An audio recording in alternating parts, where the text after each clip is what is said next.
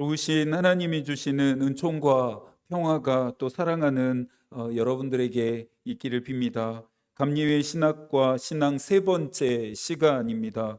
감리회가 지향하는 신학과 신앙을 공부해야 하는 이유는 메도 디스트라 분리유는 감리 교도들의 정체성이 무엇인지를 1차적으로 확인하고 그 다음으로는 온전한 그리스도인이 되는 삶을 살기 위해서입니다. 그러면서는 내가 믿는 복음의 내용은 선명해지고 또 그 복음의 내용을 기반으로 하는 나의 삶은 분명해지는 것을 목표로 하기 위함입니다. 웨슬리는 구원을 단면적으로 설명하지 않고 과정과 순서로 설명했습니다. 그러니 감리회의 신앙과 신앙을 이해하기 위해서는 웨슬리의 구원론의 과정 전체 또 순서를 반드시 이해하는 것이 또 필요하고 중요하다 할 수 있습니다. 웨슬리는 어떻게 해서든지 믿음과 삶 사이에 괴리를 좁히려고 애썼다라고 하는 점에서 그의 신앙적 가르침은 실천적일 수밖에 없습니다. 첫 번째 시간에 다루었던 것처럼 웨슬리의 신학에서 가장 중요한 것은 거룩한 사랑입니다. 웨슬리는 이 거룩한 사랑이 없다면 아무도 영광에 이를 수 없을 것이다라고 말했습니다. 그러면서 은총이라고 하는 형태로 이 거룩한 사랑이 인간들에게 수여되어진다 믿었습니다. 하나님은 거룩한 사랑을 인간에게 값없는 은총으로 베푸신다라는 것입니다. 하나님이 인간에게 베푸시는 모든 축복은 하나님의 은총, 풍요, 사랑이다라고 웨슬리는 말하면서 곧 값없이 주시는 사랑이며 온전히 받을 가치가 없는 사람에게 베푸시는 사랑이다라고 말합니다. 나 같은 사람, 우리와 같은 사람, 세상의 모든 사람들에게 베푸시는 사랑입니다. 두 번째 시간에는 거룩한 사랑의 하나님을 우리가 만납니다. 사랑은 하나님의 본질적인 특성이죠. 요한일서 4장 16절은 하나님의 본질적인 특성이 되는 사랑에 대해 말합니다. 하나님이 우리를 사랑하시는 사랑을 우리가 알고 믿었노니 하나님은 사랑이시라. 사랑 안에 거하는 자는 하나님 안에 거하고 하나님도 그 안에 거하시느니라. 하나님은 사랑이십니다. 하나님은 사랑이심이 얼마나 큰 위로와 희망이 되는지 모르겠습니다.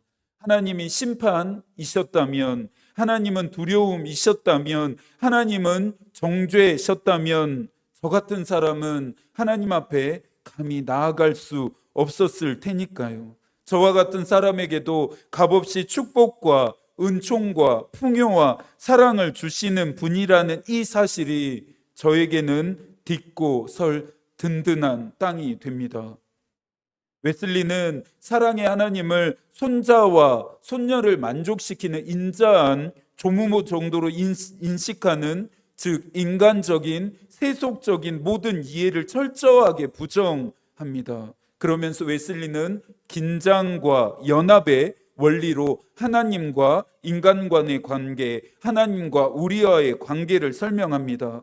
긴장은 거룩함으로, 연합은 사랑으로 설명합니다. 거룩함은 하나님과 우리 사이의 거리를 설정합니다. 하나님과 인간 사이를 구분하는 것이죠. 하나님의 하나님 되심은 피조되어진 모든 것들과 철저하게 구분되어지기 때문입니다. 하지만 이와 같은 거룩함만을 강조한다면 불완전한 인간은 하나님과 관계할 수 없습니다. 그래서 웨슬리는 거룩함이 하나님의 사랑으로 이해되어져야 한다라고 말하면서 이 거룩함과 사랑을 균형 있게 설명하고 있습니다. 사랑 안에서 하나님과 인간은 연합하게 되어지는데요. 이것이 다른 종교들과 다르게 기독교만이 가지고 있는 신비입니다. 여러분, 손바닥을 한번 보시겠어요? 사람의 손바닥에는 지문이라고 하는 것이 있습니다. 지구상에 수많은 사람들이 존재하지만 동일한 지문을 가지고 있는 사람은 단 한 사람도 없다라고 하는 사실이 너무나 신기합니다. 웨슬리는 하나님이 성도들의 마음 안에 거룩한 사랑을 이 지문처럼 새겨 놓았다 말합니다. 참 좋은 표현인 것 같습니다. 웨슬리는 먼저 거룩하신 하나님의 사랑에 대해 이야기한 후에 거룩한 사랑으로 창조되었으나 본성상 타락한 인간에 대한 설명을 이어갑니다. 웨슬리는 참 영민했습니다. 지혜로웠습니다. 이 순서와 대조는 인간이 얼마나 타락한 존재인지를 설명하고 타락한 인간에게 하나님이 어떤 구원의 역사를 행하시는지를 강조하기 위해서입니다. 창세기 1장 27절입니다. 하나님이 자기 형상 곧 하나님의 형상대로 사람을 창조하시되 남자와 여자를 창조하시고, 인간은 하나님의 형상으로 창조됩니다. 하나님의 형상은 앞서 살펴보았던 거룩한 사랑의 관계 방식으로 이해해야 하는데요.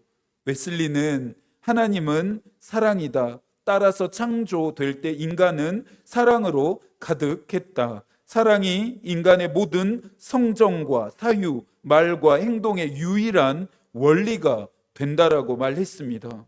이것만으로도 우리가 하나님이 원하시고 기뻐하시는 삶을 살고 있는지를 충분히 확인할 수 있습니다. 사랑하는 여러분들의 성품과 생각과 말과 행동의 유일한 원리, 유일한 근거, 유일한 기반이 사랑이 되고 있습니까? 그 사랑이 다른 사람과 세상을 향해 흘러가고 있는지, 나타나고 있는지를 점검해야 합니다.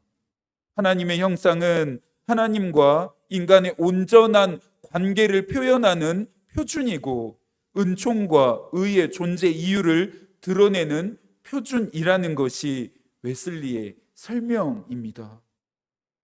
오늘 본질상 타락한 인간에 대해 살펴보면서 우리가 해야 하는 질문이 있습니다. 이처럼 하나님의 형상으로 창조된 인간이 어떻게 타락할 수 있는가입니다. 하나님과 온전한 관계를 누렸고 은총과 의가 존재의 이유였던 인간이 어떻게 해서 타락할 수 있느냐입니다. 결론부터 이야기하자면 바로 불신앙 때문입니다. 불신앙은 믿음의 없음이 아닌 믿지 않음입니다. 생명과 거룩함과 행복의 근원이 되시는 살아계신 하나님을 떠남, 즉 하나님에 대한 소외가 하나님의 형상으로 창조되어진 인간들을 본성적으로 타락하게 했습니다. 웨슬리는 이 불신앙이 교만하게 하고, 이 교만은 자기의 의지대로 살게 하며, 이 자기의 의지는 결국엔 악한 기질과 감성을 만들어낸다라고 생각했습니다. 그래서 웨슬리는 불신앙을, 하나님을 믿지 않음을 모든 죄의 집합이라 부릅니다. 성서의 경고와도 일치하는 지점인데요. 시편 14편 1절입니다. 어리석은 자는 그 마음에 이르기를 하나님이 없다 하는도다. 그들은 부패하고 그 행실이 가증하니 선을 행하는 자가 없도다. 또 로마서 1장 21절입니다. 하나님을 알되 하나님을 영화롭게 하지도 아니하며 감사하지도 아니하고 오히려 그 생각이 허망하여지며 미련한 마음이 어두워졌나니. 타락으로 인한 결과를 웨슬리는 육체적인 결과와 영적인 결과 두 가지로 정리하는데요. 먼저 육체적인 결과는 자유롭게 창조자로부터 생명을 공급받았지만 하나님을 떠나고 하나님을 소외한 인간들은 몸이 썩고 죽게 되었습니다. 성서적 표현으로는 사망의 종노릇하게 된 것입니다. 아픔, 병, 불, 경건한 격정과 기질, 전체적인 불편함을 타락한 인간들은 경험하게 되었습니다. 다음으로는 영적인 결과인데요. 영적으로 경험하게 되는 것들은 훨씬 더 끔찍했습니다. 시간적이며 영적인 영원한 죽음을 경험하게 되었기 때문입니다. 타락으로 인한 인간은 하나님의 은총에 의한 인간의 본래적인 의와 하나님과의 연합을 잃어버려서 죄 안에서 영원히 죽게 되었습니다. 창조되어질 때 인간을 둘러싸고 있었던 하나님의 은총은 상실됩니다. 타락으로 인해 인간은 전방위적인 피해를 입게 되었고 공허와 혼돈과 깊은 흑암의 상태에 빠지게 되었으며 더 이상 하나님을 향하지도 않으면서 죄의 종노릇하는 존재로 전락하고 말았습니다. 결론적으로 하나님의 형상으로 창조된 인간은 전적으로 타락한 존재가 되었습니다. 로마서 3장 10절부터 12절까지의 말씀입니다. 기록된 바 의인은 없나니 하나도 없으며 깨닫는 자도 없고 하나님을 찾는 자도 없고 다 치우쳐 함께 무익하게 되고 선을 행하는 자는 없나니 하나도 없도다. 다음 시간에 구체적으로 살펴보겠지만 웨슬리가 이처럼 본질상 타락한 인간, 전적으로 타락한 인간의 이해를 강조하는 이유가 무엇이라고 했습니까? 이런 인간들을 포기하지 않으시는 하나님의 사랑, 이런 인간들에게도 끝까지 베푸시려는 하나님의 은총, 타락한 인간들을 다시금 창조된 본래의 모습인 하나님의 형상을 회복하게 하려는 하나님의 구원의 행동을 강조하기 위해서입니다. 저와 여러분들을 위한 은혜이기도 합니다. 이 지점이 기독교의 근간이 되는 교리입니다. 또한 기독교의 전통과 올바르고 건강한 믿음을 지향하는 감리회 신앙과 신학의 기본 틀거리입니다. 웨슬리는 사탄이 불신앙을 옮겨 줌으로써 인간 안에 활동을 시작했듯이 하나님의 아들은 우리가 그분을 믿게 하심으로 인간 안에 활동을 시작한다라고 말했습니다. 사탄이 하나님을 믿지 못하게 했다면 하나님의 아들은 다시 하나님을 믿게 만듭니다. 불신앙, 교만, 자기의지, 세상의 사랑으로 인해 전방위적으로 피해를 입은 인간의 육체와 영혼을 하나님의 아들은 극복하게 하고 치료하게 하며 회복시켜 온전하게 만듭니다. 왜 하나님의 아들이어야 합니까? 왜 하나님의 아들만이 하실 수 있는 행동입니까? 모든 인간의 마음에서 불경건과 불의의 값이 영혼 속에 너무 깊이 강력하게 뿌리 내려 있기 때문에 전능한 은총만이 이를 치유할 수 있기 때문이다라고 웨슬리는 대답합니다. 사도행전 4장 12절입니다. 다른 이로서는 구원을 받을 수 없나니 천하 사람 중에 구원을 받을 만한 다른 이름을 우리에게 주신 일이 없음이라 하였더라. 여기서 웨슬리는 본질상 타락한 인간들을 향한 하나님의 사랑을 선행 은총이라고 하는 개념으로 설명하는데요. 요한일서 1장 9절, 요한복음 1장 9절입니다. 참빛 곧 세상에 와서 각 사람에게 비추는 빛이 있었나니. 이 본문을 가지고 웨슬리는 본질상 타락한 인간에게 아직 여전히 희망이 남아 있음을 말하는데요.